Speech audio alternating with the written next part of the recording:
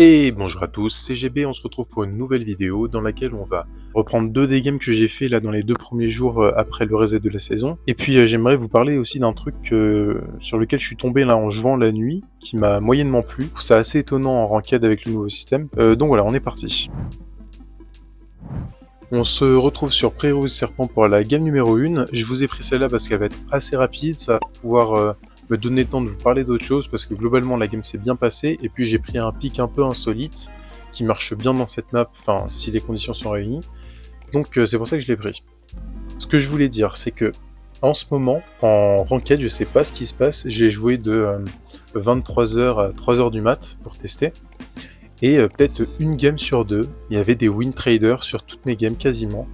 Et donc je gagnais plus 30 sur les games où je pouvais jouer. Et puis la game d'après, je me mange en moins 180, moins 150. Donc en 3-4 heures de jeu, j'ai fait moins 1200. C'était incompréhensible. J'arrive pas à remonter le dérush, c'est hyper dur. Et vraiment, les mecs se tirent dessus, ils se laissent la win. Et à chaque fois, le win trader il est du mauvais côté, quoi. Donc si vous faites ça, le faites pas. Parce que c'est insupportable, ça ruine le truc. Il y a eu un moment où il y avait du win trade en Power League. C'était pour avoir le master parce que le matchmaking était mal foutu. Mais là, il n'y a aucune raison de win trade. Donc par pitié, quoi, s'il y a des gens qui font ça et qui regardent cette vidéo, ne le faites pas. Et sinon, j'espère que vous serez ban.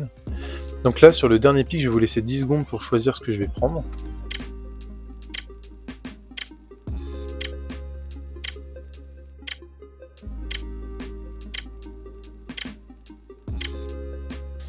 Alors, j'ai choisi de prendre Doug, parce qu'évidemment, en face, ils ont vraiment choke leur pick, ils ont pris un squeak, ce qui est vraiment éclaté.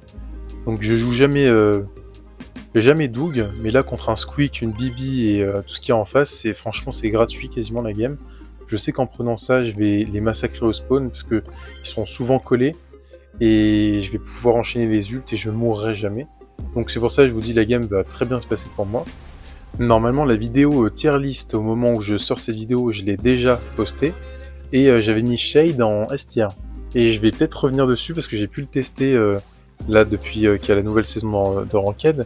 Et je vais revenir un peu dessus, c'est que Shade c'est pas mal dans les maps vraiment fermées où il y a beaucoup de murs. Mais clairement, dans les maps un peu open, du genre cercle de feu, les maps vraiment open, c'est injouable.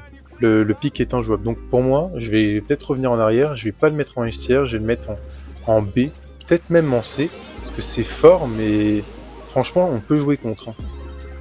Là, bon, vous voyez que en face, ils ont jamais les DPS, et même si jamais ils ont les DPS, avec mon ult, c'est impossible de revenir. Donc je peux carrément rester au spawn, puis les massacrer. Donc au moins, c'est hyper satisfaisant. Vous voyez que vraiment, c'est hyper cancérigène, Doug. Je le sors pas souvent, c'est peut-être la première fois en 2-3 saisons que je le dégaine, mais là, en fait, c'est ça que je vous dis, c'est qu'il faut réussir à s'adapter à peu près à toutes les situations. Un brawler qui, normalement, je le mets en F tier, là, il a son utilité. J'aurais pu sortir une Jackie, mais là, le Doug, il me paraît meilleur que la Jackie. Donc, normalement, je me rappelle plus ce qui se passe ici, mais ça se passe pareil. Le but, c'est de faire un tout droit. Ils peuvent pas me spot. Je vais à l'opposé du Jhin, et je vais sur le squeak. Une fois que je suis sur le squeak, je sais que le Jhin va essayer de défendre. J'arrive, et puis je fais double kill. Voilà. Ça va être comme ça. Et je pense qu'en face, ils peuvent s'en vouloir. Pareil, il y a un truc que je comprends pas, c'est qu'il y a énormément de joueurs qui piquent, mais n'importe quoi. Ce qui fait que là, actuellement, la ranked, sur le premier jour, allez peut-être le deuxième, c'était... les games étaient vraiment sympas. Il y avait un bon niveau, et même que quand je perdais les games, c'était assez satisfaisant parce qu'on perdait, mais la game, elle avait elle ressemblait à quelque chose, quoi. Là, les games, elles ressemblent à rien. Faut que j'en arrive à prendre un Doug parce que l'autre il a first pick un squeak, c'est grave. Et ouais, j'aime pas trop ça, ce qui est en train de se profiler. Dès le début de saison, il y a déjà plus trop de niveaux, c'est vraiment dommage. Ce qui fait que là, en ce moment, la ranked, c'est quasiment du 50-50. C'est vraiment, si vous avez les deux joueurs trolls de votre côté, vous avez perdu, vous pouvez rien faire. Il y a des parties, j'ai fini en 350 000 dégâts, genre 15-20 de ratio, et même avec ça, on arrive à lose. Je ne comprends pas comment certains joueurs arrivent à monter. Ce qu'il faudrait faire en ranked, j'espère que ça va être rework, ça va être rework en janvier, mais j'espère qu'ils vont le faire bien, parce que j'en peux plus de tomber avec des joueurs qui n'ont rien à faire là. Pour moi, il devrait y avoir quelque chose au-dessus de Master, en tout cas. On revient sur la game au niveau des bans. Donc toujours pareil, le Lulu Kenji c'est super fort, Shade sur cette map ça peut être vraiment pas mal, donc on le banne. En ce moment, Stu et Gus, c'est hyper fort, donc si vous voulez prendre un truc qui est... Bon là ça commence à être vachement ban quand même Gus, parce que les gens commencent à comprendre que c'est vraiment un bon pick. Stu avec l'hypercharge c'est très très bien, mais ça reste un peu... il y a quand même quelques counters. Donc avec moi ça prend une Penny hypercharge, très bon pick, ça répond avec un Byron. Pourquoi pas, surtout que ça leur laisse l'option de prendre un truc un peu aggro. Le Picmo il est plutôt pas mal, même s'il répond pas trop à la Penny, n'empêche qu'il est bien. Moi ici je vais décider d'aller Barley, parce que j'ai vraiment peur que s'ils prennent un truc, s'ils prennent un lanceur, moi le gars avec moi il va peut-être pas faire le bon pick, donc je prends Barley, comme ça je sécurise le mid, c'est quand même mieux que rien. J'ose pas prendre le Larry, parce que je suis plus fan du contrôle de Barley en haute zone. Et là, en last pick, si je me souviens bien, voilà, il prend ce foutu Surge avec un bouclier, ça me déprime. Quand je vous parle des joueurs qui n'ont rien à faire là, c'est que là j'ai un plus gros elo qu'eux, mais vous voyez que je suis pas last pick, parce qu'ils sont en groupe les deux là. Et le Surge, ça me dégoûte de jouer avec un mec qui last pick un Surge avec la draft qu'ils ont en face. Il se fait outrange par le Byron, ils ont un last pick lanceur potentiel, donc évidemment le mec en face il va prendre un Wally pour counter la Penny, pour me counter mon Barley, parce que Wally ça hard counter Barley, normalement je suis censé rien pouvoir faire. Donc là qu'est-ce que vous voulez que je fasse? Je vais essayer de tenir mon mid et de voir comment le Surge réagit, mais il a pris le bouclier. C'est-à-dire, faut vraiment être stupide pour dans cette configuration prendre le bouclier, ça n'a aucun sens. Donc je vais essayer de zoner la map, mais vous voyez que le Surge, mais c'est débile de prendre un pick si vous voulez le jouer comme ça, quoi. C'est-à-dire là, le Wally doit être à 1 ou 2 coups de son ult, j'ai beau ne pas le feed, la Penny qui doit faire ce qu'elle peut contre le Byron, voilà, mais c'est insupportable. Quand vous tombez sur un random soit qui a AFK, bon là, vous pouvez rien faire en tous les cas, mais de tomber sur un mate, je sais pas comment dire, mais le gars joue, ça se voit qu'il veut pas troll la game intentionnément. Enfin, il a envie de la gagner, parce que sinon il fera un pouce rouge et se mettra au fond de la map. Là, on voit que le gars, premier degré, il a envie de gagner la game, mais ça, c'est sa stratégie. Le gars, sa stratégie, c'est d'avancer tout droit au mid, en essayant de charger sa P2 avec son bouclier. Et ça ne peut pas marcher. Très honnêtement, à ce moment-là, j'ai juste envie de le spin pouce rouge, de me mettre dans un coin, voilà, ce que je suis en train de faire, et d'arrêter de jouer, de throw la deuxième game, parce que ça vaut pas le coup en fait. Et même si je gagne, j'ai pas envie de donner une win à ce genre de mec. Parce que il va penser quoi le gars au final? Que son Surge bouclier c'est un bon pick. Donc voilà, je ne comprends pas comment ce genre de joueur arrive à atteindre le légendaire en début de saison. Je ne comprends pas. Donc on va rester un peu motivé, on va voir le truc positif. C'est que là je me dis quoi? Je me fais counter par le Wally au mid. Le Surge avec moi il est éclaté. Genre, si le gars vient sur la chaîne et qu'il voit cette vidéo, je le connais pas, il est sûrement pas français, mais il s'agirait d'aller se faire un brawler qui tourne sur lui-même et qui gonfle une bulle, quoi. Vous voyez ce que je veux dire? Donc qu'est-ce que je me dis? C'est que le Wally in counter sur le mid, ma seule chance, c'est de prendre un de mes match-up, donc je vais essayer d'aller sur le mot, donc je vais prendre une lane. Ça se fait pas normalement, un Barley lane, surtout en open, ça a pas trop de sens, mais au moins, je peux essayer de counter un petit peu la débilité du Surge si je double sa lane. Et peut-être qu'il va réussir à avancer si je lui fais assez d'espace. Mais si je joue frontalement contre le Wally au mid, sachant que j'ai pas de match-up, je ferai jamais de différence. Bon, déjà, le Surge, il a réussi à un peu plus avancer. Donc je garde espoir, moi j'ai mon mid. Je me dis que peut-être sur un malentendu, le Surge peut avoir sa P2. Et s'il a sa P2, j'espère qu'il va un petit peu mieux jouer, parce qu'il aura plus d'excuses, et qu'on pourra reprendre la game. Je débloque mon ulti, ça me permet de reprendre un peu la presse et de donner un petit peu d'espace à ma Penny. Si ma Penny pouvait débloquer son mortier, en fait le Wally c'est un très bon buteur de Penny, mais le problème c'est qu'il n'arrivera pas à aller chercher un mortier derrière les murs parce que c'est pas un dégât, ça n'a pas du dégât de zone comme un Barley, donc on a peut-être un espoir. Pour ça, il faut que le Surge ait sa P2 absolument, il faut que la Penny elle ait son mortier absolument. Donc moi je vais essayer de gagner du temps, parce qu'on peut sans 0, c'est possible. À ce moment-là de la game, j'ai plus beaucoup d'espoir, mais c'est possible. Là, la Penny, elle pose son mortier. Ça, c'est bien. Mais bon, dommage, elle l'a pas mis avec l'hypercharge.